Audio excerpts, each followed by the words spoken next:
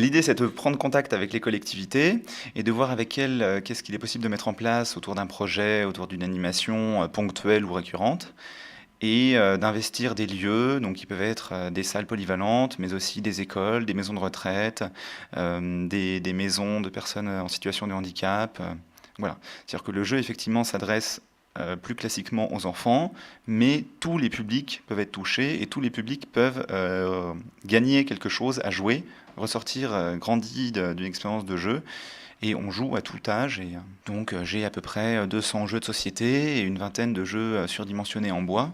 Donc vous imaginez un puissance 4 qui vous arrive à l'épaule et dont les jetons font la taille d'assiettes classiques. C'est vrai qu'effectivement, entre les offres qui existent déjà sur place, qui vont pouvoir répondre à une certaine demande, mais aussi d'autres que je peux amener moi, qui peuvent être ou plus ponctuelles ou plus récurrentes, peuvent amener